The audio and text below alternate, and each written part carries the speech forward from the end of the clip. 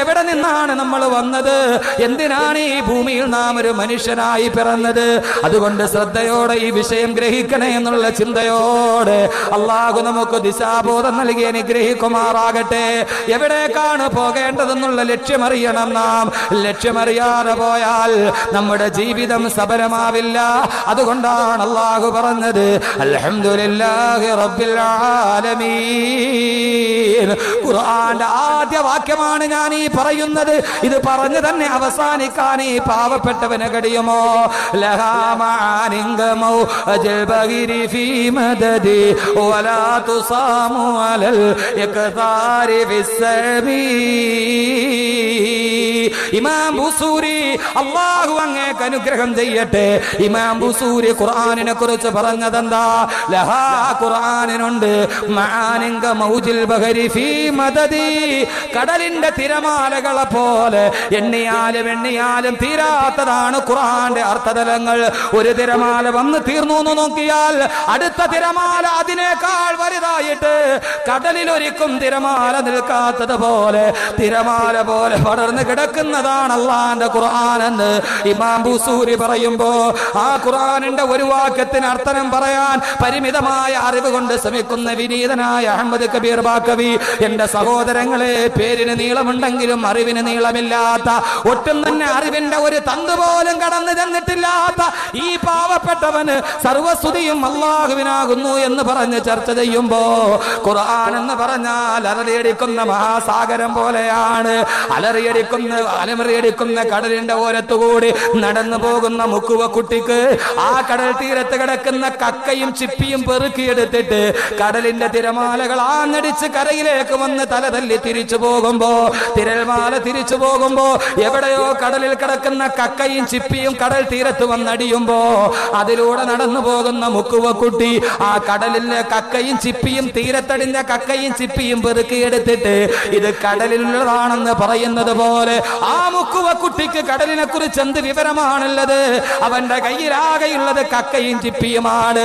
അവനറിയുന്നു പോയി അലറിയെടുക്കുന്ന സാഗരത്തിന്റെ ഉള്ളില് എത്രയോ വില പിടിച്ച പവിഴങ്ങൾ, എത്രയോ മുത്തുരത്നങ്ങൾ. അതറിയാൻ കടൽ തീരത്ത് നിൽക്കുന്ന മുക്കുവ കുട്ടിക്കറിയുമോ? സഹോദരങ്ങളെ, ഈ വിനീതൻ കടൽ തീരത്ത് നിൽക്കുന്ന ഒരു മുക്കുവ കുട്ടിയെ പോലെ മാത്രമാണ്. കക്കയും ചിപ്പിയും കയ്യിൽ വെച്ചിട്ട് കടലിനെ നോക്കിയിട്ട് ഇത് കടലാന്ന് പറഞ്ഞ മുക്കുവ കുട്ടിയെ പോലെ ഒന്നും അറിയാതെ വിനീതനായ ഞാൻ ഖുർആനിനെ കുറിച്ച് പറയാൻ പോവുകയാണ്. ഖുർആനീക ദർശനം വിടർത്തിക്കാട്ടിയ മായൂര പിഞ്ചത്തിന് മുന്നിൽ ഒന്നും അറിയാത്തൊരു കൊച്ചുകുട്ടിയെ പോലെ അലഞ്ഞു തിരിഞ്ഞ് നടന്നിട്ട് അല്ലാഹുവേ അല്ലാഹുവേ അല്ലാഹുവേ പടച്ചവനെ നിന്റെ ഖുർആനിനെ പറയുമ്പോ പിഴവ് വന്നാൽ പൊറുക്കണേ തമ്പുരാനെ. അല്ലാഹു മനുഷ്യനോട് പറയുന്ന ഉത്തരമാണിത്. റബ്ബിൽ ആലമീൻ, സർവ്വലോകത്തും നിന്റെ പരിപാലകൻ ഞാനാണ്. നീ വന്ന കാലത്തെ കുറിച്ച് ഓർക്കുക. അള്ളാഹുവിന്റെ ഖുർആൻ പറയുകയാണ്, ഒറ്റ വാക്കേ ഉള്ളൂ. ലോകത്ത് ആർക്കും ഉത്തരം കഴിയാൻ പറ്റാത്ത 3 ചോദ്യം ഇതാണ്. മനുഷ്യൻ എവിടെ നിന്ന് വന്നു, എന്തിനു വന്നു, ഇനി എവിടേക്ക് പോകുന്നു? ഖുർആൻ എന്ത് പറയുന്നു നമുക്ക് നോക്കാം. ഒരു മനുഷ്യന്റെ ജീവിതം ആദ്യം നാം അറിയേണ്ടത് ഉമ്മാടെ വയറ്റിൽ നിന്നല്ല നമ്മുടെ ജീവിതം തുടങ്ങി. അതിനു മുമ്പ് ഒരു ലോകമുണ്ട്. ആ ലോകത്തിന്റെ പേരാണ് ആലമുൽ അർവാഹ്. 2 ലോകം ഞാൻ വളരെ വിശദീകരിക്കില്ല, 10 മിനിറ്റ് കൊണ്ട് തീർക്കും.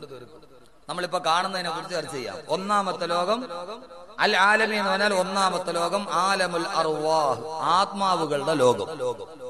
നമ്മൾ ഈ ശരീരത്തോടു കൂടി വന്ന് പാർപ്പ് തുടങ്ങിയതാണ് ഉമ്മാന്റെ ഗർഭാശയത്തിന്റെ ഉള്ളിൽ. അതിനു മുമ്പ് നമ്മളൊരു ലോകമുണ്ടായിരുന്നു. ഏതായിരുന്നു ആ ലോകം? ആത്മാവുകളുടെ ലോകം. ഒന്നാമത്തെ ലോകം ആലമുൽ അർവാഹ് എന്ന് പറഞ്ഞാൽ റൂഹുകളുടെ ലോകം. ഏകനായ അല്ലാഹു സുബ്ഹാനഹു വ തആല മനുഷ്യലോകത്തിൽ ലോകാവസാനം വരെ വരുന്ന എല്ലാ മനുഷ്യരുടെയും ആത്മാവുകളെ ആദം നബി അലൈഹി സ്വലാത്തു വസ്സലാം മുതൽ ഖിയാമത്ത് നാളെ വരുന്ന ലോകത്ത് ജനിക്കാതിരിക്കുന്ന മുഴുവൻ മനുഷ്യരുടെയും ആത്മാവുകളെ മാത്രം, ശരീരമല്ല പ്രധാനം, റൂഹാണ് പ്രധാനം. ആത്മാവുകളെ മാത്രം അല്ലാഹു സുബ്ഹാനഹു വ തആല വിശാലമായ ഒരു ലോകം, ആ ലോകത്തിന്റെ പേരാണ് ആലമുൽ അർവാഹ്, റൂഹുകളുടെ ലോകം. അവിടെ വെച്ച് അല്ലാഹു ഒരുമിച്ച് കൂട്ടി. ആദം നബി അലൈഹി സ്വലാത്തു വസ്സലാം മുതൽ ലോകാവസാനം വരെ വരുന്ന സർവ്വ മനുഷ്യരുടെയും ആത്മാവുകളെ അല്ലാഹു ഒരു സ്ഥലത്ത് വെച്ച് ഒരുമിച്ച് കൂട്ടി. എന്നിട്ട് ഏകനായ അല്ലാഹു സുബ്ഹാനഹു വ തആല ആ റൂഹുകളോട് സംസാരിച്ചു. അവിടെ ഞാനും നിങ്ങളും ഒക്കെ ഉണ്ട്, നമ്മുടെയൊക്കെ റൂഹുണ്ട്. ഈ ശരീരമില്ലാന്നേ ഉള്ളൂ, റൂഹുണ്ട്, ആത്മാവുണ്ട്. കല്ലൂരുകാരുണ്ട്, ഞാനുണ്ട്, ആദം നബി മുതൽ ലോകത്ത് വരെയുള്ള സർവ്വ ആളുകളും അവരുടെ റൂഹുകളെ മുഴുവനും അല്ലാഹു വിശാലമായ ലോകത്ത് ഒരുമിച്ച് കൂട്ടി. എന്നിട്ട് അല്ലാഹു അവരോട് ചോദിച്ചു, ഖുർആൻ, ഞാൻ പറയുന്നില്ല, ഖുർആൻ. وَإِذَا أَخَذَ رَبُّكَ مِنْ بَنِي آدَمَ مِنْ ظُهُورِهِمْ ذُرِّيَّتَهُمْ وَأَشْهَدَهُمْ عَلَى أَنْفُسِهِمْ أَلَسْتُ بِرَبِّكُمْ قَالُوا بَلَى شَهِدْنَا أَنْ تَقُولُوا يَوْمَ الْقِيَامَةِ إِنَّا كُنَّا عَنْ هَذَا غَافِلِينَ. അല്ലാഹു പറയുകയാണ്, നബിയെ പറഞ്ഞു കൊടുക്കുക, അല്ലാഹുവിന്റെ അടിമകൾക്ക് മനുഷ്യർക്ക് ഓർമ്മയില്ലെങ്കിൽ പറഞ്ഞു കൊടുക്ക് നബിയേ. ആദം നബി അലൈഹി സ്വലാത്തു വസ്സലാമിന്റെ മുതുകിൽ നിന്ന് അല്ലാഹു ലോകാവസാനം വരെ വരുന്ന മനുഷ്യരുടെ ആത്മാവുകളെ മുഴുവനും പുറപ്പെടുവിച്ചുവത്രേ. എന്നിട്ട് അല്ലാഹു ആത്മാവുകളുടെ ഒരു ലോകമുണ്ടാക്കിയത്രേ. ആ ലോകമാണ് മനുഷ്യ നിന്റെ ജീവിതത്തിന്റെ തുടക്കം. ആലമുൽ അർവാഹ്, ലോകത്തിൽ മനുഷ്യന്റെ ജീവിതത്തിന്റെ തുടക്കം ആലമുൽ അർവാഹിലാണ്. ഇതാണ് ഒന്നാമത്തെ ലോകം, മനസ്സിലായോ? ഇനി രണ്ടാമത്തെ ലോകം ആലമുൽ അർഹാം. ആലമുൽ അർവാഹിൽ വേറെ കുറെ സംഭവങ്ങളൊക്കെ നടന്നിട്ടുണ്ട്. ആ ലോകമാണ് രണ്ടാമത്തെ ലോകം. അല്ലാഹുവിന്റെ ഖുർആൻ പറയുന്നു, ആലമുൽ അർഹാം, നിന്റെ ജീവിതത്തിന്റെ ഒന്നാമത്തെ ലോകം ആലമുൽ അർവാഹാണ്. അവിടെ നിന്ന് നിന്റെ എല്ലാ ആത്മാവുകളെയും അല്ലാഹു വീണ്ടും ആദം നബിയുടെ മുതുകിലേക്ക് മടക്കി. എന്നിട്ട് അല്ലാഹു സുബ്ഹാനഹു വ തആല മനുഷ്യരെല്ലാം ആദം നബി അലൈഹി സ്വലാത്തു വസ്സലാമിന്റെ മുതുകിലേക്ക് വിട്ടുകിടഞ്ഞ് ഒരു മനുഷ്യൻ പിന്നീട് അല്ലാഹു വരികയാണ്. അല്ലാഹുവിനെ റബ്ബായിട്ട് അംഗീകരിച്ച നാം അംഗീകാരമനുസരിച്ച് ജീവിക്കുന്നുണ്ടോ എന്ന് പരീക്ഷിക്കാനാണ് അല്ലാഹു രണ്ടാമത്തെ ലോകത്തേക്ക് നമ്മെ പറഞ്ഞു വിടുക. അല്ലാഹു പറയുന്ന, അതാ നീ ആലമുൽ അർഹാം, രണ്ടാമത്തെ ലോകം ആലമുൽ അർഹാമാണ്. അത് ഉമ്മാന്റെ ഗർഭാശയത്തിന്റെ ഉള്ളിൽ നീ താമസിക്കുന്ന ദിവസമാണ്.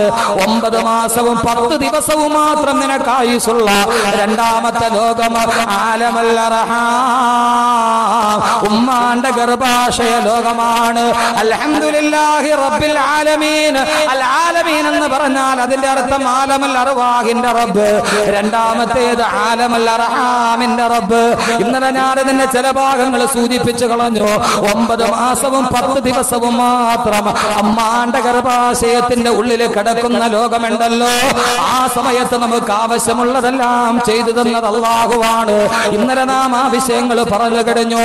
അല്ലാഹുവിന്റെ ഖുർആൻ തന്നെ പറയട്ടെ, അല്ലാഹു പറയുകയാണ്, വലഖദ് ഖലഖനൽ ഇൻസാന മിൻ സുലാലത്തിൻ മിൻ തീൻ ثم جعلناه نطفة في قرار مكين ثم خلقنا النطفة علقة فخلقنا العلقة مضغة فخلقنا المضغة عظاما فكسونا العظام لحما ثم نسيناه خلقا آخر فتبارك الله أحسن الخالقين. അല്ലാഹു പറയുന്ന, കളിമണ്ണിന്റെ സത്തയിൽ നിന്നാണ് മനുഷ്യ നിന്നെ സൃഷ്ടിച്ചത്. എന്നിട്ട് നിന്നെ സൃഷ്ടിച്ച ഞാൻ അതൊരു ഇന്ദ്രിയ തുള്ളിയായി നിന്റെ പിതാവിന്റെ മുതുകിലാക്കി. അതിൽ നിന്ന് നിന്റെ മാതാവിന്റെ ഗർഭപാത്രത്തിലെത്തി. സുമ്മ ജഅൽനാഹു നുത്ഫതൻ ഫീ ഖറാരിൻ മകീൻ. അല്ലാഹു പറയുകയാണ്, ഇവിടെ നാം പറയുക, പുരുഷന്റെ മുതുകിൽ നിന്നാണ് ഇന്ദ്രിയം പുറപ്പെടുന്നത്. അല്ലാഹു റൂഹുകളെ പുറപ്പെടുത്തതും ആദം നബിയുടെ മുതുകിൽ നിന്നാണ്. ആ മുതുകിൽ നിന്ന് വന്ന് അത് ഉമ്മാന്റെ ഗർഭാശയത്തിൽ എത്തിക്കഴിയുമ്പോ അല്ലാഹു പറയുകയാണ്, നിന്റെ ആ ഇന്ദ്രിയ തുള്ളിയെ ഫജഅൽനാഹു ഫീ ഖറാരിൻ മകീൻ, ഒരു സുരക്ഷിതമായ സ്ഥാനത്ത് ഞാൻ നിക്ഷേപിച്ചു അത്രേ. അല്ലാഹു പറയുകയാണ്, പുരുഷന്റെ ആ ബീജത്തെ ഞാൻ ഫീ ഖറാരിൻ മകീൻ, സുരക്ഷിതമായ സ്ഥാനത്ത് നിക്ഷേപിച്ചു. ഏതാ സുരക്ഷിതമായ സ്ഥാനം? ഏതാ? ഉമ്മാന്റെ ഗർഭാശയത്തെ കുറിച്ച് അള്ള പറയുന്ന വാക്ക് ഗർഭാശയം എന്നല്ല, ഖറാറി മക്കീൻ, സുരക്ഷിതമായ സ്ഥാനം എന്ന് പറഞ്ഞാൽ ആരെയും പേടിക്കാതെ നിനക്ക് കിടക്കാൻ പറ്റുന്ന ഒരു സ്ഥാനമാണ് ഉമ്മാന്റെ ഗർഭാശയം. അള്ള തന്നെ പറഞ്ഞത് സുരക്ഷിതമായ സ്ഥാനമാണെന്നാണ്. ആ അള്ള പറഞ്ഞ സുരക്ഷിത സ്ഥാനത്തെ അരക്ഷിതാവസ്ഥയിലാക്കിയവനല്ലേ മനുഷ്യൻ. എടാ നീ ഒരു സിറിഞ്ചിനെയും പേടിക്കണ്ട. അള്ള സുരക്ഷിതമായ സ്ഥാനത്ത് കിടത്തിയ കുഞ്ഞിനെയാണ് നമ്മൾ അബോർഷൻ ചെയ്ത് വെളിയിൽ ചാടിക്കണത്. ശരിയാകൂ? അള്ളാഹു പറഞ്ഞു സുരക്ഷിതമായ സ്ഥാനമാണത്. ആരുടെയും കൈകടത്തിലില്ലാത്ത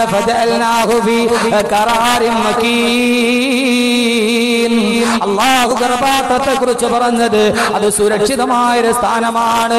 വീണ്ടും ഞാൻ തുടരട്ടെ സമയത്തിന്റെ പരിമിതി കൊണ്ട്. ആ ഇന്ദ്രിയത്തുള്ളി ഉമ്മാന്റെ ഗർഭാശയത്തിലെത്തിയാൽ 40 ദിവസം കഴിയുമ്പോ അലക്കത്തെ ഞാനതിനെ ഒരു രക്തപിണ്ഡമാക്കും.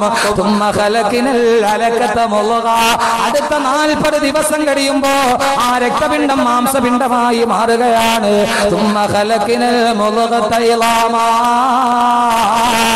പിന്നീട് ആ മാംസപിണ്ഡം എല്ലുകളായി. ആ മാംസപിണ്ഡം പിന്നീട് എല്ലുകളായി മാറുകയാണ്. അള്ളാഹു സൃഷ്ടിപ്പിനെ കുറിച്ച് പറയുകയാണ്. ഉമ്മാന്റെ ഗർഭാശയത്തിന്റെ ഉള്ളില് ഒരു കുഞ്ഞിനെ ഓരോ ഘട്ടവും കഴിയുമ്പോ അള്ളാഹു ഗർഭാശയത്തിനുള്ളിൽ വളർത്തുകയാണ്. അവസാനം അടുത്ത 40 ദിവസമാകുമ്പോ 120ാമത്തെ ദിവസമാകുമ്പോ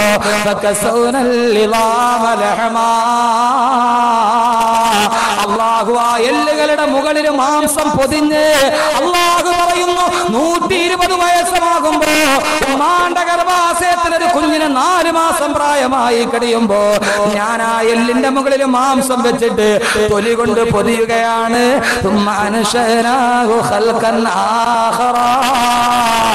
പിന്നീട് ഞാനൊരു പുതിയ സൃഷ്ടിപ്പ് തുടങ്ങുകയാ എന്ന് പറഞ്ഞാൽ മനുഷ്യനാവാൻ പോവുകയാണ്. അല്ലാഹു പറയുന്നു തബാറകല്ലാഹു അഹ്സനുൽ ഖാലിഖീൻ. അല്ലാഹു എത്രയോ സൗന്ദര്യബോധമുള്ള രക്ഷിതാവാണ്. അല്ലാഹു ഒരു സൂപ്പർ ഡിസൈനറാണ്. അവനേക്കാൾ വലിയ സൗന്ദര്യബോധമുള്ള ഡിസൈനർ വേറെയില്ല. 40 ദിവസം കൊണ്ട് രക്തപിണ്ഡം, അടുത്ത 40 ദിവസം കൊണ്ട് മാംസപിണ്ഡം, അടുത്ത 40 ദിവസം കഴിയുമ്പോ എല്ലുകൾ മുളക്കാൻ തുടങ്ങി. അടുത്ത സമയമാകുമ്പോ എല്ലുകളുടെ മുകളിൽ മാംസം വെച്ചിട്ട് അതിന്റെ മുകളിൽ തൊലി കൊണ്ട് പൊതിയുകയാണ്. അള്ള പറയുന്നു പിന്നീട് ഞാനൊരു പുതിയ സൃഷ്ടിപ്പ് തുടങ്ങുകയാ. എന്താ പുതിയ സൃഷ്ടിപ്പ് തുടങ്ങുന്നതെന്നറിയുമോ? അള്ളാന്റെ റസൂല് പറഞ്ഞു ഉമ്മാന്റെ ഗർഭാശയത്തിൽ ഒരു കുഞ്ഞിന് ആലമുൽ അർഹാമെന്ന 2ാമത്തെ ലോകത്ത് നടക്കുന്ന സംഭവമാണ് പറയുന്നത്. അള്ളാഹു ഒരു മലക്കിനെ പറഞ്ഞു വിടും. ഇമാം ബുഖാരി ഉദ്ധരിക്കുന്ന സഹീഹായ ഹദീസാണ്. അള്ളാഹു സുബ്ഹാനഹു വ തആല മാതാവിന്റെ ഗർഭാശയത്തിൽ കിടക്കുന്ന കുഞ്ഞിന്റെ അടുക്കലേക്ക് അള്ളാഹു ഒരു മാലാഖയെ പറഞ്ഞു വിടുമത്രേ. ആ മാലാഖ 4ാം മാസമാകുമ്പോ ഗർഭിണിയായ ഒരു പെണ്ണിന്റെ അടുക്കലെത്തും. സഹോദരിമാരെ, നിങ്ങൾക്കറിയുമോ എന്ന് എനിക്കറിയില്ല. നിന്റെ ഗർഭാശയം എന്ന് പറയുന്ന മഹത്തായ ലോകത്ത് നടക്കുന്ന, അതുകൊണ്ടാണല്ലോ ഉമ്മ എന്ന് പറഞ്ഞാൽ മാതാവ് മാത്രമല്ല, അവള് നിന്റെ എല്ലാമാണെന്ന് റസൂലുള്ള പറഞ്ഞത്. നീ ജീവിച്ചിരുന്നൊരു ലോകമാണത്. ഈ ഭൂമിയേക്കാൾ സങ്കീർണമായൊരു ലോകമാണ് നിന്റെ ഉമ്മാന്റെ ഗർഭാശയം. ആ ഗർഭാശയത്തിലാണ് മക്കൾ ഉമ്മാന്റെ അടിവയറ്റിൽ തൊഴിക്കുന്നത്. നിന്റെ ലോകത്തിനാണ് നീ ചവിട്ട് കൊടുക്കുന്നത്. ആ മലക്ക് 4ാം മാസത്തിലെ ഗർഭാശയത്തിനുള്ളിലേക്ക് വന്നിട്ട് അള്ളാന്റെ റസൂല് പറഞ്ഞു ആ കിടക്കുന്ന കുഞ്ഞിന് അള്ളാഹു 4ാം മാസമായി കഴിയുമ്പോ റൂഹി കൊടുക്കുമെന്ന് നബി മുഹമ്മദ് റസൂലുള്ളാഹ്.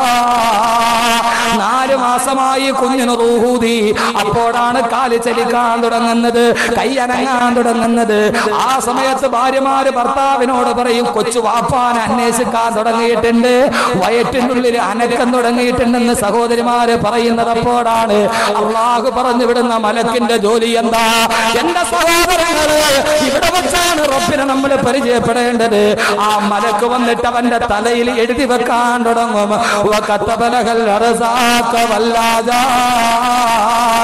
അവൻ എത്ര നാള് ഭൂമിയിൽ ജീവിച്ചിരിക്കണം, അവൻ എത്ര ഭക്ഷണം കഴിക്കണം, അവൻ എവിടെയാണ് പിറക്കേണ്ടത്, ഏത് ഭാഷയാണ് സംസാരിക്കേണ്ടത്, അവൻ ഈ ഭൂമിയിൽ എന്തൊക്കെയാണ് ചെയ്യേണ്ടത്, അവൻ ആരുടെ മകനായിട്ട് ഏത് കുടുംബത്തിൽ പിറക്കണമെന്ന് അള്ളാഹു 4ാം മാസത്തിൽ എഴുതി വെക്കും. എടുക്കുമെന്ന് അള്ളാന്റെ പ്രവാചകൻ നബി മുഹമ്മദ് റസൂലുള്ളാഹ്. അവൻ ആരെ വിവാഹം കഴിക്കണം, അവളുടെ ഭർത്താവരായിരിക്കണം, അവൾക്ക് എത്ര മക്കൾ ഉണ്ടാവണം, അവൾ ഏത് പ്രദേശത്ത് ജനിക്കണം, എല്ലാം അല്ലാഹു 4 മാസത്തിൽ രേഖപ്പെടുത്തുമെന്ന് ആദരവായ പ്രവാചകൻ നബി മുഹമ്മദ് റസൂലുള്ളാഹ്. ആലമുൽ അർഹാം എന്ന് പറയുന്ന നമ്മുടെ 2ാമത്തെ ലോകത്തടക്കുന്ന സംഭവമാണ്. 4 മാസമാകുമ്പോൾ അള്ളാഹു ഒരു മലക്കിനെ പറഞ്ഞു വിടും. മലക്ക് വന്നിട്ട് റൂഹൂതും. റൂഹൂതി കഴിയുമ്പോൾ കൈയും കാലും അനങ്ങും. ആ സമയത്താണ് ഗർഭിണികളുടെ വയറ്റിൽ കിടക്കുന്ന കുട്ടിക്ക് അനക്കമുണ്ടോ നോക്കുന്നത്, സ്കാൻ ചെയ്ത്. ആ സമയത്ത് അള്ളാഹു തലയിൽ എഴുതും എത്ര വയസ്സ് വരെ ജീവിക്കണം, എത്ര വയസ്സ് വരെ ആർക്കെങ്കിലും അറിയാവല്ല എത്ര എഴുതിയിരിക്കുന്നത്. ചില സ്ത്രീകൾ പറയല, എന്റെ പൊന്നുസ്താദ് എത്രയോ നല്ല ആളുകൾ പെണ്ണ് കാണാൻ എന്നെ വന്നതാ, ഇയാളെ തന്നെ എന്റെ തലയെ കെട്ടി വെച്ചല്ലോ. അള്ള എഴുതിയതേ വരും. ഇപ്പൊ ആര് കണ്ടാലും ശരി, എത്ര കണ്ടാലും ശരി. നമ്മൾ പറയൂലോ, പടച്ചവനെ ഇതല്ലാതെ വേറൊന്നായിരുന്നെങ്കിൽ. ഇല്ല സഹോദരങ്ങൾ, അള്ളാന്റെ കലായിൽ തൃപ്തിപ്പെട്ടോളീൻ. അള്ള ഏത് പെണ്ണിന്റെ പേരാണോ നിന്റെ ഭാര്യയായിട്ട് എഴുതി വെച്ചിരിക്കുന്നത്, എവിടെ കറങ്ങിത്തിരിഞ്ഞാലും അവിടെ തന്നെ വരും. 4-ാം മാസത്തിൽ അള്ളാഹു എഴുതി വെച്ചിരിക്കുന്ന തീരുമാനങ്ങളുടെ പൂർത്തീകരണമാണ് അടുത്ത ലോകത്ത് നടക്കുക. അതുകൊണ്ട് ഈ ലോകവും ആ ലോകവും തമ്മിൽ വളരെ ബന്ധമുണ്ട്. 2ാമത്തെ ലോകത്തിൽ അള്ളാഹു തീരുമാനിക്കുന്നതാണ് നടക്കുക. അള്ളാഹു നമ്മുടെ തീരുമാനം അനുകൂലമാക്കി തരട്ടെ. ഈ 2 ലോകം കുഴപ്പമില്ല, ഇനിയുള്ള ലോകമാണ് കുഴപ്പം. ഈ 2 കാലത്ത് അള്ള നോക്കിക്കോളും, കുഴപ്പമൊന്നുമില്ല, നമ്മളൊന്നും ചെയ്യേണ്ട, അതിനകത്ത് കിടന്നാൽ മതി. അതായിരുന്നു സുഖം. ആ ഗർഭാശയത്തിന്റെ ഉള്ളിൽ അള്ളാഹു പറയുന്ന കുഞ്ഞിനെ വളർത്തുകയാണ്. ഗർഭാശയത്തിൽ ഒരു പ്രശ്നവുമില്ലാതെ അള്ളാഹു നിന്നെ നോക്കുകയാണ്. ഇവിടെ അള്ളാഹു ഗർഭാശയത്തെ കുറിച്ച് പറഞ്ഞ വാക്ക് ഞാൻ പറഞ്ഞല്ലോ, ഫജഅൽനാഹു ഫീ ഖറാരിൻ മകീൻ. സുരക്ഷിതമായ സ്ഥാനമാണ് ഗർഭാശയം എന്ന് പറഞ്ഞാൽ. അള്ളാഹു സുബ്ഹാനഹു വ തആല ഒരു കുഞ്ഞിന് ജന്മം കൊടുക്കുമ്പോ, അവൻ റബ്ബായിട്ട് പരിപാലിക്കുമ്പോ, ഗർഭാശയത്തിന്റെ വായുടെ ഭാഗത്തായി ഒരു കുഞ്ഞ് കടന്നു പോകുന്ന ഗർഭാശയത്തിന്റെ, ഒരു സ്ത്രീയുടെ ഗർഭാശയത്തിന് മൂടിക്കെട്ടി കിടക്കുന്ന ഗർഭാശയത്തിന്റെ മുകൾ ഭാഗത്തായി അള്ളാഹു ഒരു അരിപ്പ വെച്ചിട്ടുണ്ട്. ആ അരിപ്പയുടെ പേര് പ്ലാസന്റ എന്നാണ്. കുഞ്ഞ് കിടക്കുന്ന ഗർഭാശയത്തിന്റെ കവാടത്തിന്റെ മുകളില് ഏകനായ തമ്പുരാൻ ഒരു അരിപ്പ വെച്ചിരിക്കുകയാണ്. എന്തിനെന്നറിയുമോ? ഉമ്മാന്റെ ശരീരത്തിലെ വിഷാംശങ്ങളോ, ഉമ്മയുടെ രക്തത്തിൽ വിഷാംശങ്ങൾ കലർന്നാല് അതാ കുഞ്ഞിനെ ബാധിക്കാതിരിക്കാൻ, ഉമ്മയുടെ ഭക്ഷണ പദാർത്ഥത്തിൽ അടങ്ങിയിരിക്കുന്ന രാസവസ്തുക്കൾ കുഞ്ഞുങ്ങളിലേക്ക് പകരാതിരിക്കാൻ അല്ലാഹു ഗർഭാശയത്തിന്റെ കവാടത്തില് ഒരരിപ്പ വെച്ചിരിക്കുകയാണ്. ആ അരിപ്പയിൽ നിന്ന് അരിച്ചിട്ട് നല്ലതല്ലാതെ വെളിയിലോട്ട് പോവുകയില്ല. കാരണം ഒരു കുഞ്ഞ് നിർമ്മലമായിരിക്കണം, നവജാത ശിശു നിർമ്മലമായിരിക്കണം. അതിനുവേണ്ടി അല്ലാഹു ഗർഭാശയത്തിന്റെ മുകളിൽ ഒരു അരിപ്പ വെച്ചിരിക്കുകയാണ്. ആ കുഞ്ഞിന് യാതൊരുവിധ വിഷാംശങ്ങളേക്കാതിരിക്കാൻ ഒരു നിർമ്മലമായ അവസ്ഥയിലാണ് 9 മാസവും 10 ദിവസവും താമസിച്ചിട്ട് അതാ നിന്റെ 3ാമത്തെ ലോകത്തേക്ക് നീ വരാൻ പോവുകയാണ്. കാരണം എന്തെന്നറിയോ? 9 മാസവും 10 ദിവസവും പൂർത്തിയാകുമ്പോ അള്ളാഹു പറഞ്ഞു, നിന്റെ 2ാമത്തെ ലോകം കഴിഞ്ഞു, ഇനി നീ പൊയ്ക്കൊള്ളുക നിന്റെ 3ാമത്തെ ലോകത്തേക്ക്. അപ്പോഴാണ് പ്രസവം നടക്കുന്നത്. അതാ ഒരു കുഞ്ഞ് ജനിക്കാൻ പോവുകയാണ്. ആ കുഞ്ഞു ലോകത്തേക്ക് വരാൻ പോവുകയാണ്. അള്ളാഹു അതിനു വേണ്ടിയുള്ള സംവിധാനം ഒരുക്കുകയാണ്. സഹോദരങ്ങളെ, ലോകത്തിലെ ഏറ്റവും വലിയ സംഭവം നടക്കാൻ പോവുകയാണ്. ഒരു കുഞ്ഞിന്റെ ജനനം എന്ന് പറഞ്ഞാൽ നിസ്സാരമല്ല. ഇന്ന് നടന്ന ഏറ്റവും വലിയ സംഭവം ഏതാണ് ചോദിച്ചാല്, ആ സംഭവം ലോകത്തെവിടെയെങ്കിലും ഒരു കുഞ്ഞ് പറഞ്ഞാൽ ആ കുഞ്ഞിന്റെ ജനനമാണ്. കാരണം എന്താ? ഇന്ന് ജനിച്ച ഈ കുഞ്ഞ് ഏതെങ്കിലും ഗവൺമെന്റ് ആശുപത്രിയുടെ വരാന്തയിൽ ജനിച്ച ഈ കുഞ്ഞ് നാളത്തെ പ്ലേറ്റോ ആവില്ലെന്ന് ആര് കണ്ടു? ഈ കുഞ്ഞു നാളെ ഒരു സോക്രട്ടീസ് ആവില്ലെന്ന് ആര് കണ്ടു? ഈ കുഞ്ഞു നാളെ ഒരു അരിസ്റ്റോട്ടിൽ ആവില്ലെന്ന് ആര് കണ്ടു? ഈ കുഞ്ഞു നാളെ ഒരു ഇമാമുദ്ദീൻ സഞ്ജി ആവില്ലെന്ന് ആര് കണ്ടു? ഈ കുഞ്ഞു നാളെ ഒരു സലാഹുദ്ദീൻ അയ്യൂബി ആവില്ലെന്ന് ആര് കണ്ടു? ഈ കുഞ്ഞു നാളെ ഒരു ഉമർ മുഖ്താർ ആവില്ലെന്ന് ആര് കണ്ടു? ഒരു കുഞ്ഞിന്റെ ജനനം ലോകത്തിലെ വലിയൊരു സംഭവമാണ്. അള്ളാഹു പറഞ്ഞു, മനുഷ്യ, നിന്റെ 2ാമത്തെ ലോകം തീരാൻ പോവുകയാണ്. പൊയ്ക്കൊള്ളുക നീ ഒരു പുതിയ ലോകത്തേക്ക്. ഞാൻ കടക്കട്ടെ, 3ാമത്തെ ലോകമാണ് ആലമുദ്ദുനിയാ. നമ്മൾ ഈ ജനിച്ചു വീണ ഭൂലോകമില്ലേ, 2 ലോകം കടന്നിട്ട് 3ാമത്തെ ലോകത്താണ് നാം നിൽക്കുന്നത്. അതാ ഉമ്മാന്റെ ഗർഭാശയത്തിൽ കടന്ന ഒരു കുഞ്ഞതാ കരഞ്ഞുകൊണ്ട് പൊട്ടിക്കരഞ്ഞുകൊണ്ട് ഭൂമിയിലേക്ക് വരികയാണ്. പൊട്ടിക്കരഞ്ഞുകൊണ്ട് വരികയാണ്. 1000 മോഹങ്ങളും ലാഭങ്ങളും കൊതിയുമായി. ഇനിയാണ് നാം നമ്മുടെ വിഷയം ശ്രദ്ധിക്കേണ്ടത്. കുഞ്ഞതാ ജനിച്ചു വീഴുകയാണ്. 2 കൈയും കൂട്ടിപ്പിടിച്ച് മടക്കി പിടിച്ചിട്ട് പൊട്ടിക്കരഞ്ഞുകൊണ്ടാണ് ഒരു കുഞ്ഞിന്റെ ജനനം ഇവിടെ ഇവിടേക്ക് നടക്കുക. അതെന്താണെന്നറിയുമോ? ഒരു കുഞ്ഞിതാ കൈ മുറുക്കി അടച്ചു പിടിച്ചിട്ടാണ് വെളിയിലോട്ട് വരുന്നത്. എന്തിനാണ് സഹോദരങ്ങളെ കൈ ഇങ്ങനെ മുട്ടി ചുരുട്ടി പിടിച്ചിരിക്കുന്നത്? എപ്പോഴും കൈയുടെ ഉള്ളിൽ എന്തെങ്കിലും ഇരിക്കുമ്പോഴാണ് ആരും കാണാതെ കൈ നാം ഇങ്ങനെ അടച്ചു പിടിക്കുന്നത്. ജനിച്ചു വീഴുന്ന നവജാത ശിശുവിന്റെ കയ്യിൽ എന്താണുള്ളത്?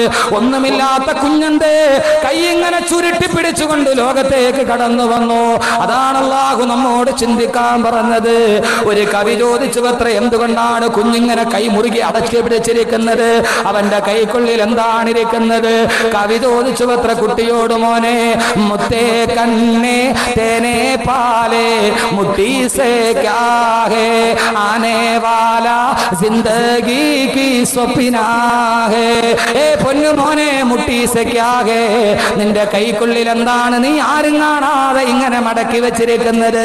ആ സമയത്ത് നവജാത ശിശു എന്നോട് മറുപടി പറഞ്ഞു അത്രേ. ഇല്ലില്ല, നവജാത ശിശു മറുപടി പറയില്ല. കവി അദ്ദേഹത്തിന്റെ ഭാവനയിൽ പറയുകയാണ്, എന്റെ കൈക്കുള്ളിൽ എന്താണെന്നറിയുമോ? ആനേവാല സിന്ദഗി കി സ്വപ്നാ ഹേ, എന്റെ ഇനിയുള്ള ജീവിതത്തിലെ സ്വപ്നങ്ങളാണ് എന്റെ കൈക്കുള്ളിൽ ഞാൻ മടക്കി വെച്ചിരിക്കുന്നത്. 1000 സ്വപ്നങ്ങളുമായി 1000 ആഗ്രഹങ്ങളുമായി നീതാ മൂന്നാമത്തെ ലോകത്തോട്ട് കടന്നു വരികയാണ്. നിന്റെ ഒടുക്കത്തെ ആഗ്രഹങ്ങളുമായിട്ടാണ് വരുന്നത്. മനുഷ്യൻ എത്രയോ ആഗ്രഹങ്ങളാണ്. മനുഷ്യൻ ഏറ്റവും വലിയ മോഹത്തിന്റെ അടിമയാണ്. മനുഷ്യന് ഏറ്റവും കൂടുതൽ മോഹം മണ്ണിനോടാണ്. മനുഷ്യന് മോഹം മണ്ണിനോടാണ്. മണ്ണിന് മോഹം മനുഷ്യനോടാണ്. നമുക്കെല്ലാവർക്കും മോഹം എന്താണ്? മണ്ണ് വാരി കൂട്ടണം. എത്ര വാങ്ങിച്ചു കൂട്ടിയാലും മോഹം തീരില്ല. എത്ര മണ്ണ് വാരി കൂട്ടിയാലും മനുഷ്യന്റെ മോഹം തീരില്ല. മനുഷ്യന് മോഹം മണ്ണിനോടാണ്. മണ്ണിന് മോഹമോ മനുഷ്യനോടാണ്. മനുഷ്യനും മണ്ണും കൂടെ മോഹത്തിന്റെ കാര്യത്തിൽ മത്സരിക്കുകയാണ്. അവസാനം കല്ലൂര് പള്ളിസ്ഥാനത്ത് കിടക്കുന്ന മണ്ണ് മോഹിക്കുന്നത് നിന്നെയാണ്. കല്ലൂര് പള്ളിക്കാട്ടിലെ മണ്ണ്, ആ മണ്ണിന് മോഹം നിന്നെയാണ്. കണ്ടോ, കൊതിയോടെ നോക്കിക്കൊണ്ട് നിൽക്കുന്നത് കണ്ടോ? രണ്ടുപേരും മനുഷ്യന് മോഹമോ മണ്ണ് പിടിച്ചടക്കാനാണ്. അവസാനം പാവം മനുഷ്യൻ അവൻ മോഹത്തിന്റെ കാര്യത്തിൽ തോക്കുകയാണ്. എല്ലാം തോട്ടവൻ പോയി മണ്ണിലും മലർന്നു കിടക്കുമ്പോ ചെവിയിൽ വന്നിട്ട് മണ്ണ് ചോദിക്കും, എടാ ഭീരു, നീ എന്നെ മോഹിച്ചവനല്ലേ? പക്ഷേ ഇതാ നീ എന്റെ മുമ്പിൽ വന്ന് മലർന്നു കിടക്കുകയാണ്. 1000 മോഹങ്ങളുമായി കടന്നു വരുന്ന മനുഷ്യലോകമേ, നിന്റെ ജീവിതത്തിന്റെ 3ാം ഘട്ടമാണിത്. ആലമുദ്ദുനിയാ ആലമുദ്ദുനിയാ, ഇതാ നിന്റെ ലോകം അടുത്തു, 3ാമത്തെ ലോകമെന്ന് അള്ളാഹുവിന്റെ വിശുദ്ധ ഖുർആൻ. നമ്മൾ 3ാമത്തെ ലോകത്തെത്തി. ആ ലോകമാണ് ആലമുദ്ദുനിയ. ഇപ്പൊ നമ്മൾ ഈ നിൽക്കണ ലോകം. ഉമ്മാന്റെ ഗർഭാശയത്തിൽ നിന്ന് കരഞ്ഞോണ്ടിറങ്ങി വന്ന നമ്മൾ. അള്ളാഹു പറഞ്ഞു, നിന്റെ 2 ലോകം കഴിഞ്ഞു. ഇനി നീ എന്ത് ചെയ്യണം? ഇനിയും 2 ലോകം കൂടെ ഉണ്ട്. 4 ലോകങ്ങളിടയിൽ 2 ലോകം അപ്പുറം കഴിഞ്ഞുപോയി. ഇനി 2 ലോകം വരാനുണ്ട്. ഇതിന് 2ന്റെയും നടുക്കാണ് നമ്മളിപ്പോ ജീവിക്കുന്നത്. 2 കഴിഞ്ഞുപോയി, ഇനി 2 വരാനുണ്ട്. ഇത് 2ന്റെയും നടുക്കാണ് നാം ജീവിക്കുന്നത്. അള്ളാഹ് പറഞ്ഞു, നിന്റെ ഇന്നലകളെ നോക്കി ഇന്നുകളെ നന്നാക്കി നാളേക്ക് വേണ്ടി നീ കരുതിയിരിക്കുക. അള്ളാഹു തൗഫീഖ് നൽകട്ടെ. 3ാമത്തെ ലോകത്തെത്തി. ഇനിയാണ് നമ്മുടെ റോള്. ബാക്കി 2 ലോകത്ത് നമുക്കൊരു റോളും ഇല്ല. അള്ളാഹ് തന്നെയാണ് എല്ലാം ചെയ്യുന്നത്. 3ാമത്തെ ഘട്ടത്തിലെത്തുമ്പോ ഇനി റോള് നമുക്കാണ്. അള്ളാഹ് നമ്മളോട് എന്ത് പറഞ്ഞു വിട്ടു? ഓരോ ലോകം കഴിയുമ്പോൾ ആയുസ് കൂടി വരും. ആലമുൽ അർവാഹിൽ എത്ര സമയം ആയുസ് കൂടി വന്ന 10 മിനിറ്റ്, എല്ലാ കാര്യവും കഴിയും. ഉമ്മാന്റെ ഗർഭാശയം എന്ന് പറയുന്ന 2ാമത്തെ ലോകത്ത് വന്നപ്പോ ആയുസ് എത്രയാ? 9 മാസവും 10 ദിവസം. ഇപ്പൊ വളരെ അപൂർവമായിട്ട് നേരത്തെ ഇപ്പൊ നടക്കും. 9 മാസം 10 ദിവസം അങ്ങനെ തികയാറില്ല അല്ലെ? അതിന് മുമ്പ് ഓപ്പറേഷൻ ചെയ്തെടുക്കും. പണ്ടെല്ലാം മുഴുവൻ പേരായിരുന്നു, ഇപ്പൊ എല്ലാം കീറാണ്, സിസേറിയൻ. അപ്പൊ ആദ്യം 10 മിനിറ്റ്. അടുത്ത ലോകത്ത് നിന്നും ആയുസ് ഇത്രയും കൂടെ കൂടി. ഇനി അടുത്ത ലോകത്ത് വരുമ്പോ ഇത്രയും കൂടെ കൂടും. അള്ളാഹുവിന്റെ റസൂൽ പറഞ്ഞ 60നും 70നും ഇടയ്ക്ക് ആയുസ് കൂടി വരികയാണ്. ഇനി അടുത്ത ലോകത്ത് പോകുമ്പോ അതിലും കൂടും. പിന്നെ 5ാമത്തെ ലോകത്ത് ചെല്ലുമ്പോ ഒരു പരിധിയില്ല ആയുസ്. ഖാലിദീന ഫീഹാ അബദാ. ഉമ്മാന്റെ ഗർഭാശയത്തിൽ നിന്ന് വെളിയിലോട്ട് വന്നതുപോലെ തന്നെ സഹോദരങ്ങളെ, നമ്മുടെ ജീവിതത്തിന്റെ ഒടുക്കവും നമ്മുടെ ജീവിതത്തിന്റെ തുടക്കവും ജീവിതത്തിന്റെ ഒടുക്കവും ഒരേപോലെയാണ്. നമുക്ക് ഗുഹ വല്ലാതെ പേടിയാണ് അല്ലെ? ഗുഹയുടെ ഇരുട്ട്. ഇവിടെ നിന്ന് ട്രെയിനിൽ കയറി കോട്ടയത്തോട്ട് പോകുമ്പോ ധാരാളം ട്രെയിനിന് പാളത്തിൽ കൂടെ പോകുമ്പോ ഗുഹയെ കൂടെ കയറി പോകണം. ഇരുട്ട് കമ്പാർട്ട്മെന്റ് വന്നാൽ നമുക്ക് ഭയങ്കര പേടിയാണ്. ഈ ഇരുട്ടാർന്ന ഗുഹയിൽ കയറി തന്നെ ഇരിക്കാൻ നമുക്ക് വലിയ പേടിയല്ലേ? ഇവിടെ മോനെ നീ വന്നത് ഉമ്മാന്റെ ഗർഭാശയം എന്ന് പറയുന്ന ഏറ്റവും വലിയ ഇരുട്ടിലാണ്. ഖൽഖം മിൻ ബഅദി ഖൽഖിൻ ഫീ ദുലുമാത്തിൻ സലാസ്. കൂരാക്കൂരിട്ടായ ഗുഹയിൽ നിന്ന് വന്ന നീ ഇനിയും പോകേണ്ടത് വേറൊരു ഗുഹയിലേക്കാണ്. 6 അടി മാത്രമുള്ള വേറൊരു ഗുഹയിലേക്ക്. ഈ തുടക്കവും ഒടുക്കവും ഒരേപോലെ ആയതൊരു ആകസ്മികതയാണോ? ആണോ? സാധാരണ നമുക്കൊരു കുഞ്ഞ് പിറന്നു എന്ന് കേട്ടാല് ലേബർ തിയേറ്ററിന്റെ ഫ്രണ്ടിൽ നിൽക്കുമ്പോ നേഴ്സ് കൊണ്ടുവന്ന് തരും കുഞ്ഞിനെ. എങ്ങനെയാ തരുന്നത്? നല്ല വെള്ള തുണിയിൽ പൊതിഞ്ഞ് നേഴ്സ് കൊണ്ടുവന്ന് ഇങ്ങനെ 2 കൈയിലും പിടിച്ചുകൊണ്ട് വന്ന് തരും. നമ്മൾ 2 കൈ നീട്ടി മേടിക്കും. അങ്ങനല്ലേ? നേഴ്സ് 2 കൈകൾ കൊണ്ടെടുത്ത് നമ്മുടെ കയ്യിലോട്ട് വരും, വെള്ള തുണിയിൽ പൊതിഞ്ഞ്. അങ്ങനെ വന്ന നീ ഇവിടുന്ന് പോകുമ്പോ അതേ വെള്ള തുണിയിൽ പൊതിഞ്ഞ് കബറിന്റെ കരയിൽ വെച്ച് താങ്ങി എടുത്ത ഒരാൾ തരും, താടെ വെച്ച് വാങ്ങിച്ച് വേറൊരാളതിന്റെ അകത്തിട്ട് മണ്ണിട്ട് മൂടും. തീർന്നു. ഈ തുടക്കവും ഒടുക്കവും ഒരേപോലെ ആയത് വെറും ഒരു ആകസ്മികതയാണോ? ആണോ? സഹോദരങ്ങളെ, കമിഴ്ന്ന് വീണാ കൈകുത്തി എഴുന്നേക്കാം, മരന്ന് വീണാലോ? സാധാരണ നമ്മൾ പറയണം കമിഴ്ന്ന് വീണാ കൈകുത്തി എഴുന്നേക്കാം, മരന്ന് വീണാലോ? മലന്ന് വീണാ പിന്നെ കൈകുത്താൻ പറ്റുമോ? അങ്ങനെ തന്നെ കിടക്കുകയാണ്. എന്തേ മയ്യത്ത് മലത്തിൽ കിടത്തിയത്? കമിഴ്ത്തി കിടത്തിക്കൂടായിരുന്നു. മലന്ന് വീണ അതിന്റെ അർത്ഥം ഇനി നിനക്കൊന്നും ചെയ്യാൻ പറ്റൂല. മയ്യത്ത് മലത്തിൽ തന്നെ കിടത്തി, എന്തെങ്കിലും ഒന്നും ചെയ്യാൻ പറ്റൂല. അവിടേക്ക് നീ പോവുകയാണ്. അതുകൊണ്ട് അല്ലാഹു ആലമദുനിയായിലേക്ക്, 3ാമത്തെ ലോകത്തേക്ക് നമ്മെ പറഞ്ഞു വിടുമ്പോ അല്ലാഹു പറഞ്ഞതെന്താണെന്നറിയോ?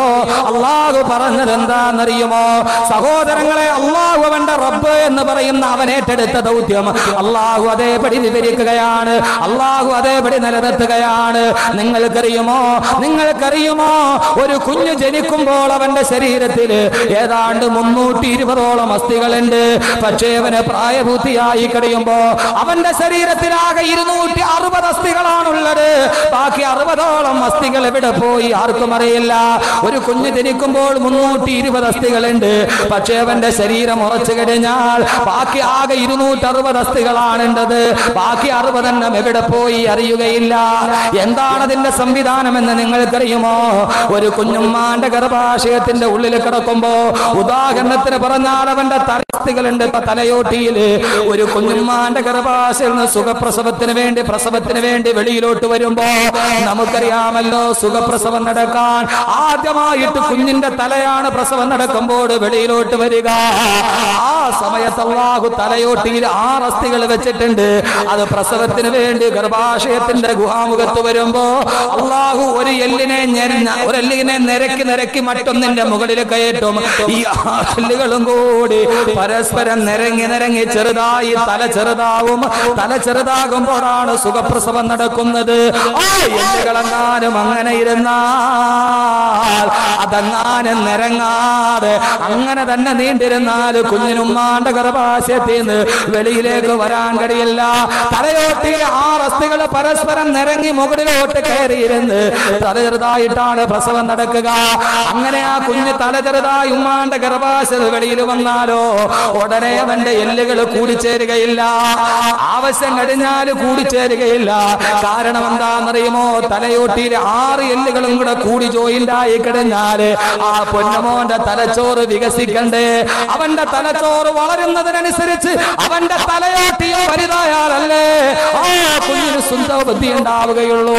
അതല്ലാതെ തലച്ചോറ് വളരാനെങ്ങാനും ഇടമില്ലാതിരുന്നാല് അവൻ മന്ദബുദ്ധിയായി പോകുമെങ്കിൽ പലരും പറയാറില്ലേ, മസ്തിഷ്കത്തിന് പൂർണ്ണ വളർച്ച എത്തിയിട്ടില്ല.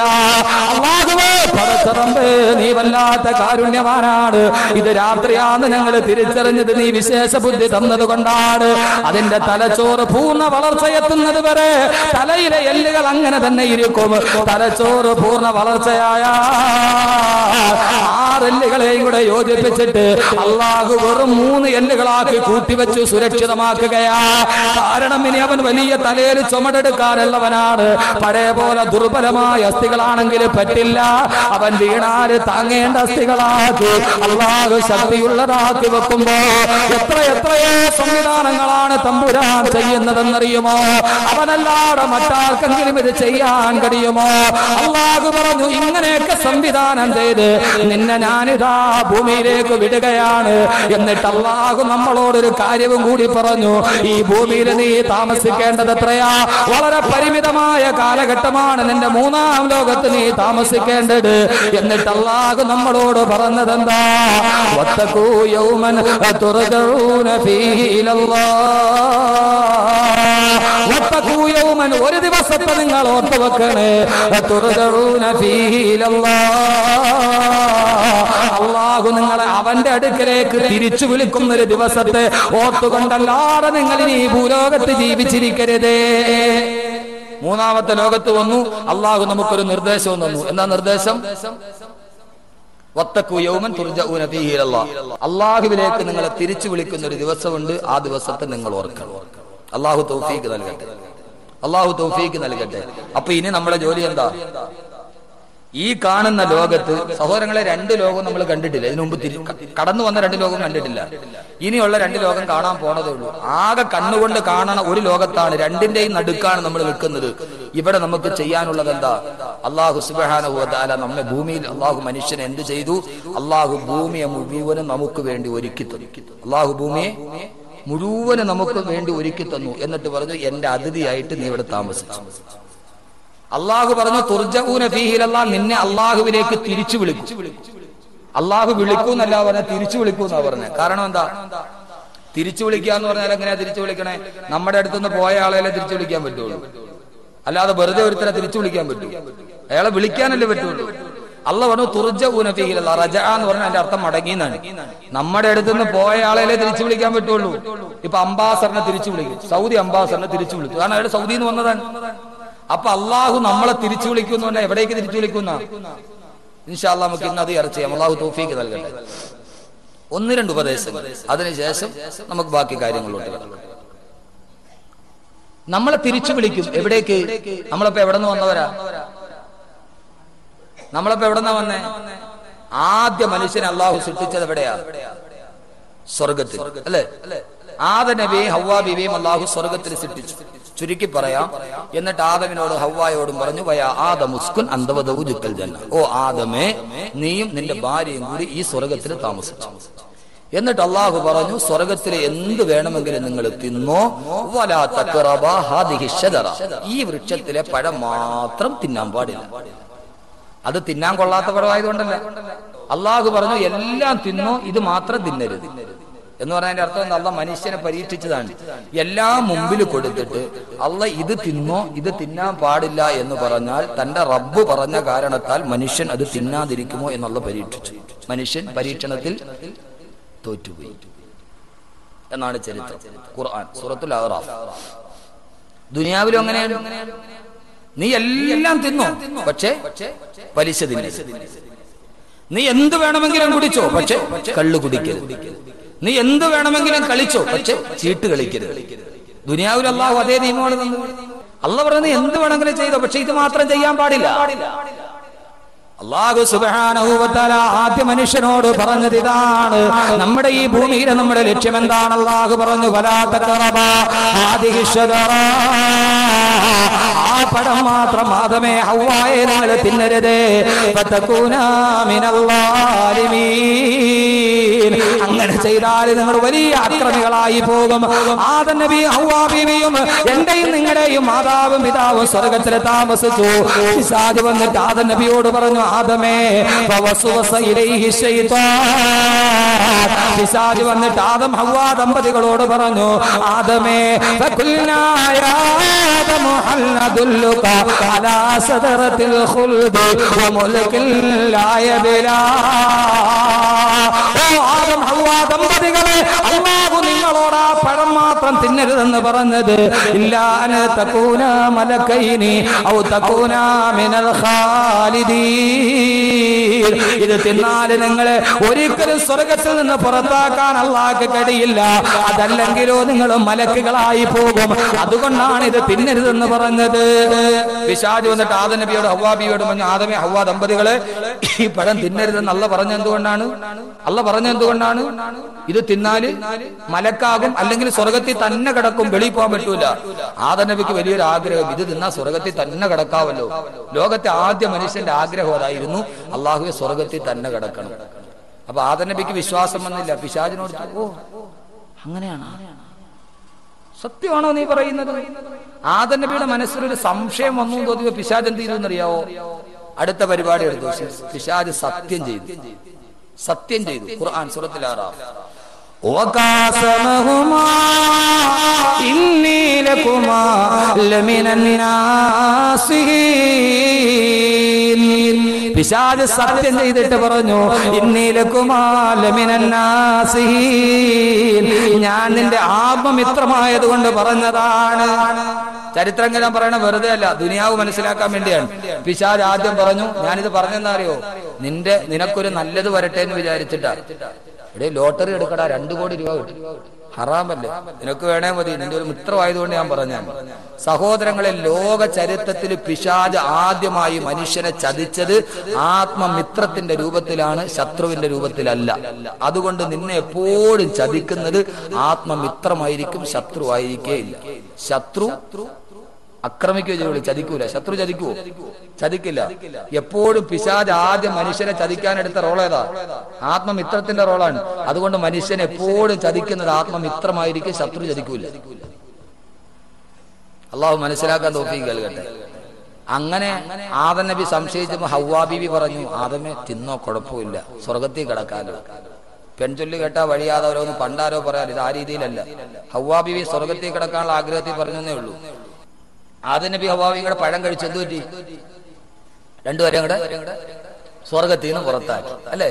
അല്ല, ഖുർആൻ പറഞ്ഞ എന്താന്ന് അള്ളാഹ് കഥ എങ്ങനെയാ പറയുന്നത്? നമ്മൾ വിചാരിച്ച പഴം കഴിച്ചു, രണ്ടുപേരെ പിടിച്ച് പുറത്താക്കി.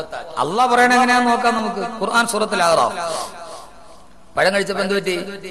فأكلا منها فبدت لهما سوآتهما وطفقا يخصفان عليهما من ورق الجنة فأكلا منها. അല്ലാഹ് പറയുകയാണ് എന്താണ് സംഭവിച്ചതെന്ന്.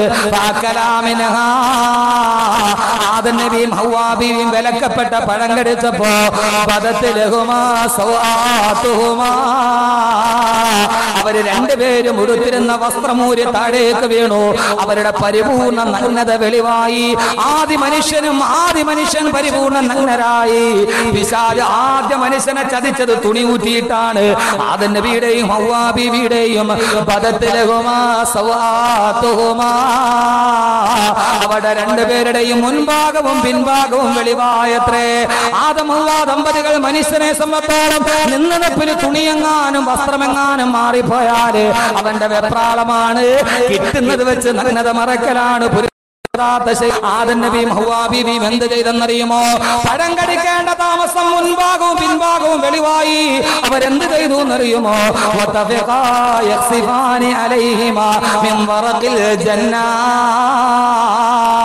തൊട്ടടുത്ത് കണ്ട ഏതോ ഒരു വൃക്ഷത്തിലെ ഇല പറിച്ചിട്ട് അവര് മുൻഭാഗവും പിൻഭാഗവും മാത്രം മറച്ചു വെച്ചത്രേ. ഖുർആൻ, ഞാൻ പറഞ്ഞല്ലോ, ഖുർആൻ സൂറത്തുൽ അഅറാഫ്. ലോകത്ത് പിശാച് ആദ്യം മനുഷ്യനെ ചെയ്ത് തുണി ഊരി മാറ്റിയിട്ടാണ്, നഗ്നയാക്കി. അതുകൊണ്ട് എപ്പോഴും പെണ്ണിനെ നഗ്നയാക്കാനാണ് പിശാചിന് ഇഷ്ടം. കടയിൽ തുണി എടുക്കാൻ ഫുൾ കൈ എടുക്കാന്ന് പറഞ്ഞാൽ പിശാച് പറയും വേണ്ട, പകുതി മതി. പകുതി എടുക്കാൻ പോയ പിശാച് പറയും വേണ്ട, സ്ലീവ് ലെസ് മതി. സ്ലീവ് വേണ്ട, ലെസ് മതി, സ്ലീവ് ലെസ് മതി.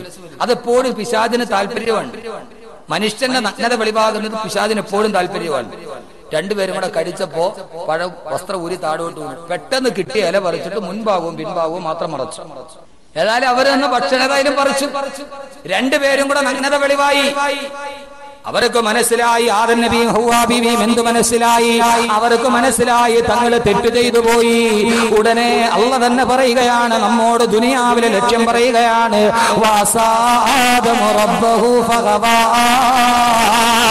ആദം നബി അല്ലാഹുവിനോട് തെറ്റ് ചെയ്തെന്ന് മനസ്സിലായപ്പോ ഉടനെ അല്ലാഹു പറഞ്ഞു, ആദം ഹവ്വാ ദമ്പതികളെ, ഈ സ്വർഗത്തിൽ നിന്ന് നിങ്ങൾ പുറത്തു പോയിക്കൊള്ളുക. എന്റെ അനുവാദമില്ലാതെ ഭക്ഷണം കഴിച്ചവരാണ് നിങ്ങൾ. രണ്ടുപേരും സ്വർഗത്തിൽ നിന്ന് വെളിയിലോട്ട് പോയിക്കൊള്ളുക. ആ സമയത്ത് ആദം നബിയും ഹവ്വാ ബീവിയും അല്ലാഹുവോട് പറഞ്ഞവത്രേ, ഖാലാ റബ്ബനാ ലലംനാ അൻഫുസനാ വഇല്ലം തഗ്ഫിർ ലനാ വതർഹംനാ ലനകൂനന്ന മിനൽ ഖാസിരീൻ. ഖാസിരീൻ. അല്ലാഹുവേ അല്ലാഹുവേ അല്ലാഹുവേ, ഞങ്ങൾ ഞങ്ങളുടെ ശരീരത്തോട് അക്രമം പ്രവർത്തിച്ചു തമ്പുരാനെ. വഇല്ലം തഗ്ഫിർ ലനാ, നീ ഞങ്ങൾക്ക് പുറത്തു തന്നില്ലെങ്കിൽ, വതർഹംനാ, നീ ഞങ്ങൾക്ക് കരുണ ചെയ്തില്ലെങ്കിൽ, ലനകൂനന്ന മിനൽ ഖാസിരീൻ. അല്ലാഹുവേ, ഞങ്ങൾ നഷ്ടപ്പെട്ടു പോകും തമ്പുരാനെ. അല്ലാഹുവേ, ഞങ്ങൾ നഷ്ടപ്പെട്ടു പോകും തമ്പുരാനെ. ആദം ഹവ്വാ ദമ്പതികൾ അല്ലാഹുവോട് കിടന്ന് പൊട്ടിക്കരഞ്ഞപ്പോ അല്ലാഹു പറഞ്ഞു, ആദമേ, നിങ്ങൾക്ക് ഞാനൊരു റിഡക്ഷൻ ചെയ്തു തരാം. എന്താണെന്നറിയുമോ? അല്ലെങ്കിൽ നമ്മൾ സ്വർഗത്തിൽ ജനിക്കേണ്ടവരാണ്. നമ്മൾ ഈ ഭൂമിയിൽ വന്നത് എങ്ങനെയാണെന്നറിയുമോ? മൂന്നാമത്തെ ഘട്ടം നേരെ സ്വർഗത്തിൽ പോകേണ്ടവരാണ് നമ്മൾ. പക്ഷേ ഈ ശപിക്കപ്പെട്ട ഭൂമിയിൽ, പിശാചുക്കൾ പാർക്കുന്ന വേതാള നഗരത്തില്, ഈ ശപിക്കപ്പെട്ട ഭൂമിയിൽ നാം വന്നത് എന്തുകൊണ്ടെന്നറിയുമോ? അല്ലാഹു പറഞ്ഞു, ആദമേ, ഹവ്വാ, നിങ്ങൾ പൊയ്ക്കൊള്ളുക, ഭൂമിയിലേക്ക് പൊയ്ക്കൊള്ളുക. ഖാല വലക്കും ഫിൽ അർളി മുസ്തഖറുൻ വമതാഉൻ ഇലാ ഹീൻ. ആ ഭൂമിയിൽ പോയി കുറച്ച് നാൾ നിങ്ങൾ താമസിച്ചോ. എത്ര നാളാണെന്നറിയോ?